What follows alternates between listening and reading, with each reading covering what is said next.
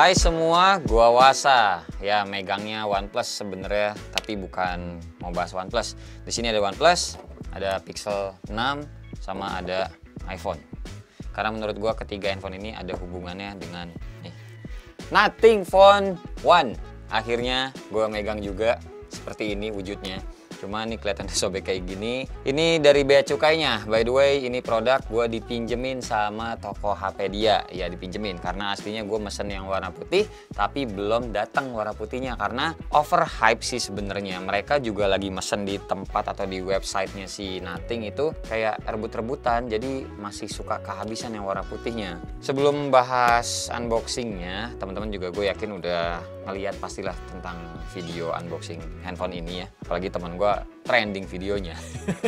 Kalau dari sisi gue, ini kan pembuat Nothing Phone itu penciptanya adalah yang dulu dia nemuin atau pendirinya OnePlus ya, si KPI. Ini adalah OnePlus 9 Pro yang mana ini menurut gue adalah OnePlus versi terbaik terakhir dari si KPI ya. Soalnya setahu gue dia di OnePlus 10 udah nggak ada, dia udah cabut karena menurut gue juga OnePlus 10 atau OnePlus 10 itu udah udah merupakan sebuah ambisi seorang investor sih. Jadi bukan lagi soal si OnePlus. Pinternya si KPI dari dulu itu menurut gue adalah di strateginya. Dulu dia ngebangun hype di seri OnePlus sampai akhirnya terkenal banget karena mereka menciptakan sebuah flagship smartphone dengan harga yang bener-bener low. Makanya OnePlus pertama kali hadir itu dengan sebutan flagship killer. Sampai akhirnya sekarang udah mahal dan tidak flagship killer lagi. Tapi nama OnePlus itu berhasil naik ke atas, dikenal banyak orang di dunia karena flagship killernya di awal pertama kali kemunculannya. Di seri Nothing ini, KPI pinter lagi. Dia ngambil kesempatan dimana mungkin ya kalau pemikiran gue adalah bentuk-bentuk handphone tuh semuanya seperti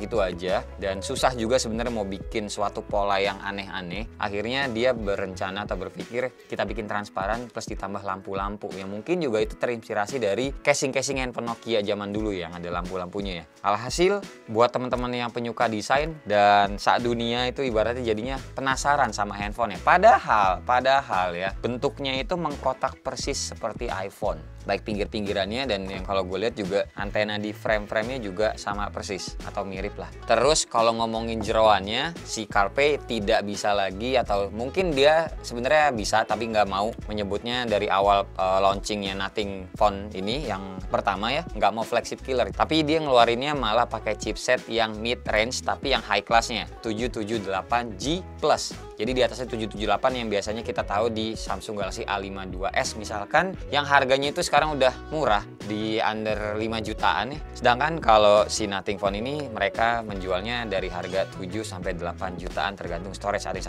128, ada yang 256. Nah, ini yang gue pegang yang 128 GB, RAM-nya 8 GB warna hitam. Jadi disitulah pinternya si Carpe membangun hype dan sebenarnya tuh menurut gue overhype sih karena dari review yang gue lihat dulu di video-video orang luar negeri hasil kameranya tuh biasa aja. Mungkin masih biasa aja ya karena belum di develop, mungkin kedepannya nanti akan lebih bagus lagi karena kan tinggal update software aja. Yang pasti ini Nothing Phone 1 ya menyegarkan sih, apalagi buat teman-teman para tech enthusiast. Selama ini dikasihnya mungkin back covernya pelangi, back covernya metal, polikarbonat ya macam-macam lah. Kali ini si Nothing ngebawanya dengan simple, udah ditransparanin aja depan belakang kasih Corning Gorilla Glass gitu ya. Dah kepanjangan ya, ini pokoknya pendapat gua di awal sih tentang si Nothing Phone ini. Kita mulai aja unboxingnya buat ngeliat bootingnya juga sama ngeliat handphone dalamnya pas pertama kali nyalain tuh sisa-sisa memorinya berapa dari kamera yang di atas biar lebih detail. Oke, jadi kayak begini ya. Boxnya tuh tipis, super tipis. Ini kalah tipis bahkan dusnya Samsung seinget pegangan gua. Di sebelah kirinya ada Nothing R. Wih, registered, udah terdaftar guys. Phone 1 ini udah kebuka, sayang banget yang bea cukai ini, padahal pengen banget nyobek di sininya nih merah tuh. Kayak nyobek rokok gitu. Tuh warna hitam, 8 GB, 128 GB. Manufaktur tanggal bulan 7 2022, bulan Juli ini. Dan yaudah nih lucu guys, begini doang isinya tuh. Dan ini tuh plastik nih. Enggak deh, karton keras biar ngejaga handphone sama ini tempat kabel-kabelannya tetap terjaga dengan baik. Ini kabelnya, ini handphonenya belakangnya. Oh kayak gini, gede loh ternyata. Ini berbanding sama iPhone 13 Pro segini ya. Ini kayak yang Pro Max ini loh. Oke gitu doang boxnya udah lewat. Nah ini SIM card ejectornya unik deh. Itu bentukannya kayak begini ya, kayak jarum gitu. Kabelnya USB C to C dapatnya, mirip kayak ini dah, casannya iPad bentukannya. Terus nih Nothing Phone One, safety information dan warranty information. Dia fontnya kayak dot-dot gitu ya, titik-titik gitu. Dan ini dia handphonenya. Kalau dari video-video lain gue ngeliat katanya ngelepasnya agak-agak susah nih. Coba gue ngerasain sendiri, susah nggak? Oh ini ada tandanya, ini disobek gini. Oke, terus oh iya deh. Oh terus ini juga. Ternyata beneran ribet, lengket semua. Oke ini buka. Aha. Nah udah. Walah ini juga ternyata harus. Ini bagian lem-lemannya semuanya dibuka dulu ya guys. Ntar kalau teman-teman pada beli juga ya beginilah. Oke ini dia handphonenya. Wah transparannya cakep sih sebenarnya, hitam. Lampunya juga lebih kelihatan nyalanya kalau misalkan warna hitam ini ya. Ini tuh ada 900 titik LED guys. Semuanya ya, huruf C, garis miring nih, terus juga huruf G, dan ini tanda seru. Ini berat handphonenya berapa? Bentar. Beratnya 193,5 gram, 193,6. 13 Pro aja 200 guys. Jadi kebayang ya, lebih berat si iPhone timbang si Nothing Phone ini, padahal dia dimensinya lebih gede. Iya ngomong-ngomong, ini Pixel tadi gue lupa jelasin juga di depan kenapa Pixel juga gue ambil contohnya, karena dia itu clean kayak Android, ya pure Android kayak si Google. Nanti lihat deh ya. Ini kita nyalain dulu buat lihat bootingnya seperti apa. Ada getar kayak Nothing, power by Android. Kamera depannya ada di pojok kiri atas, tapi dia kenapa nggak mojok gitu ya, nanggung gitu. Oh ini dia loadingnya, garis merah putih ya. Hello English United Kingdom, lihat deh dot-dotnya seperti ini guys.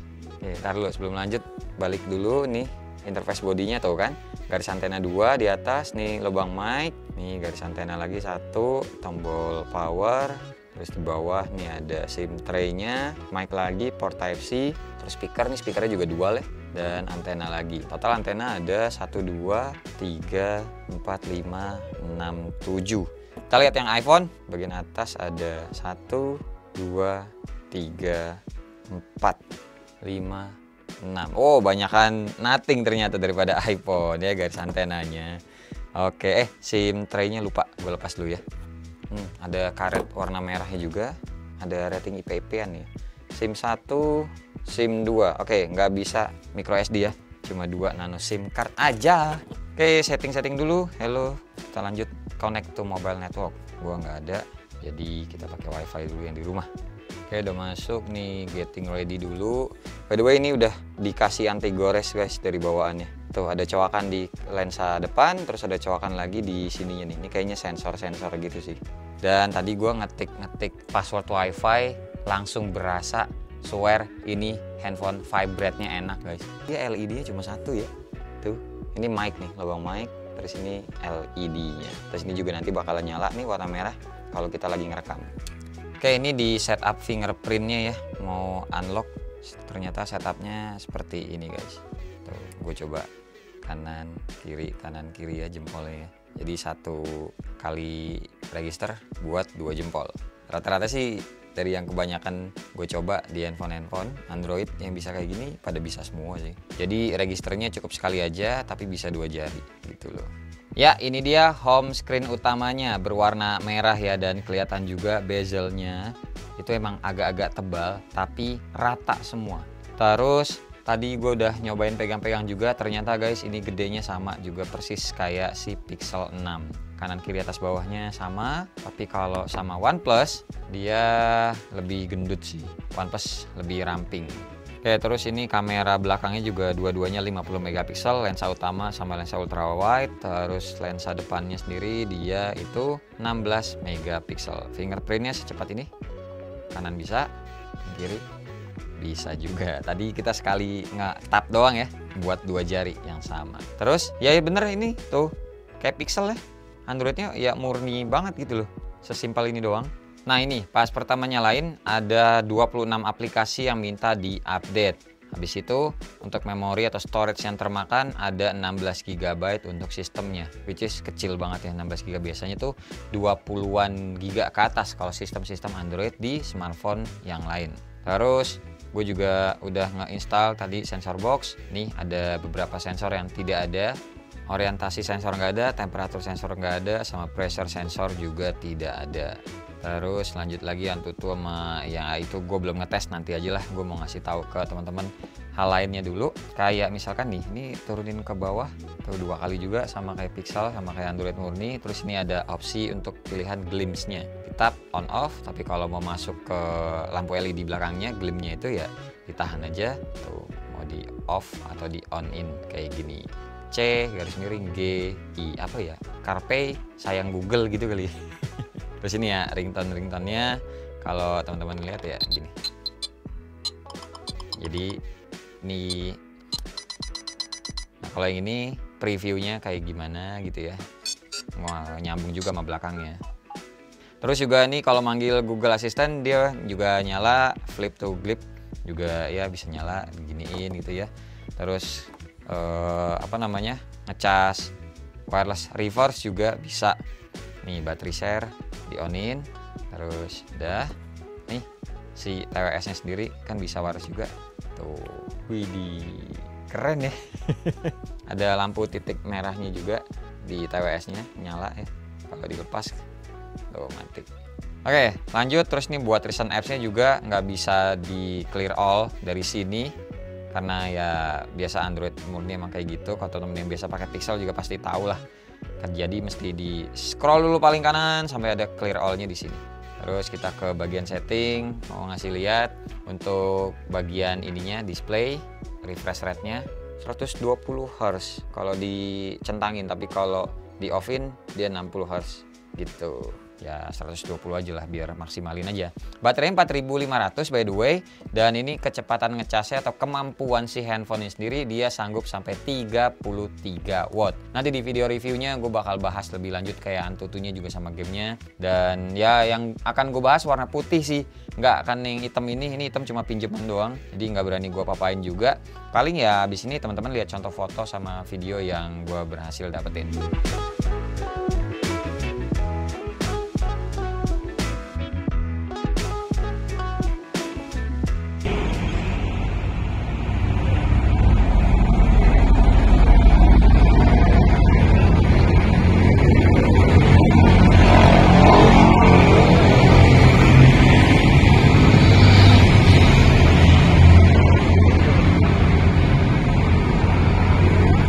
Ini yang kamera depannya ya, mentok di 1080p 30 fps aja. Di kamar anak gua cahaya agak lumayan karena di sebelah sana itu ada jendela yang lagi dibuka. Kayak gini. Bagus atau enggak?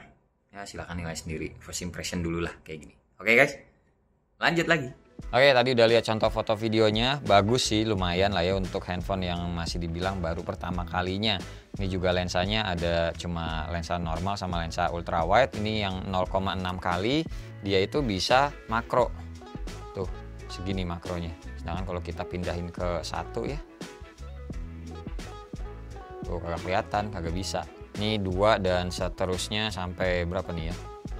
Sampai 20. Nah, ini adalah digital zoom. Terus tadi yang videonya juga dia kamera belakangnya sanggup sampai 4K 30 fps sepertinya, soalnya fps-nya mati nih. Terus 720p, 1080p, 30, 60 kayak gitu-gitu di tab sebelah sininya. Dan kalau kamera depannya mentok di 1080p 30 fps aja. Terus lucunya atau serunya juga kalau bagian foto ya, yang kamera belakang glimnya bisa dinyalain.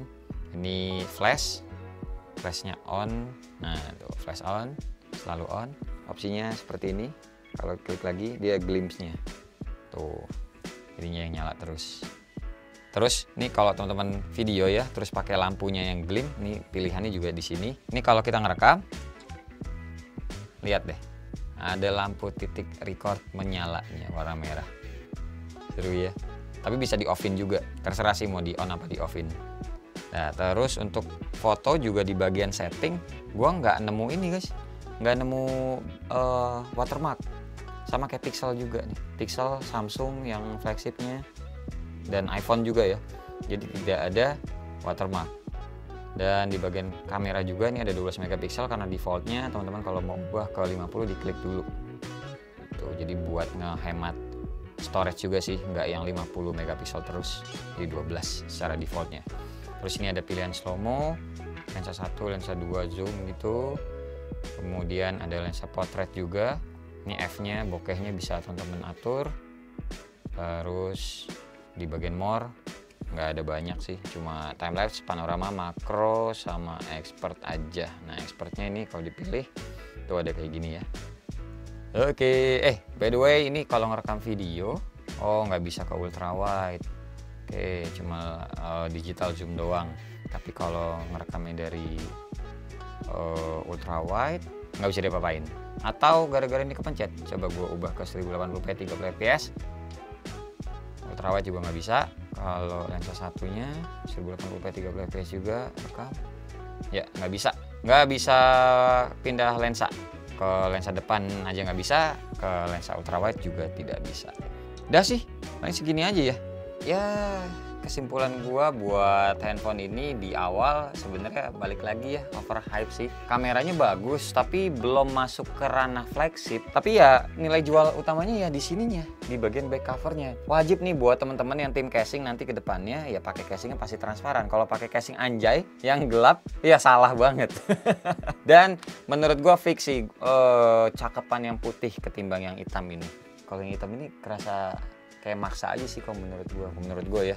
Tapi balik lagi, kalau menurut gua nih teman-teman yang orang yang concern banget sama spek dan jeroan, jelas handphone ini sangat-sangat tidak worth it. Pertama harganya 7-8 juta, teman-teman beli barang tidak resmi. IMEI-nya juga ya kita mesti bayar pajak lagi gitu biar bisa dipakai gitu ya. Walaupun ya ini si toko HP dia menjamin IMEI-nya tuh ada garansi seumur hidup. Kalau ngomongin spek juga Snapdragon 778G Plus itu kan cuma beda paling berapa sih 5-8% ketimbang 778G yang ada di anggaplah Samsung Galaxy A52s, Samsung yang paling sering dibanding-bandingin ya sama Samsungnya sendiri. Itu handphone masih bagus, 778G-nya pasti dipakainya tuh masih mirip-mirip.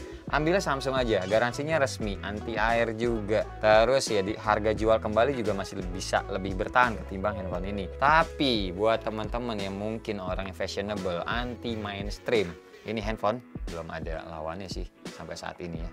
Ini nyentrik banget, ini caper banget. Ini handphone ya bisa jadi pembicaraan tiap teman-teman nongkrong. Oke, terima kasih banget pokoknya buat teman-teman yang udah nonton dari awal sampai akhir. Video ini panjang, so gak usah di like, gak usah di share, dan gak usah juga di subscribe channel ini kalau tidak bermanfaat. Tapi kalau bermanfaat silahkan share juga dong teman-teman, siapa tahu nambah pahala. Sampai ketemu di video selanjutnya.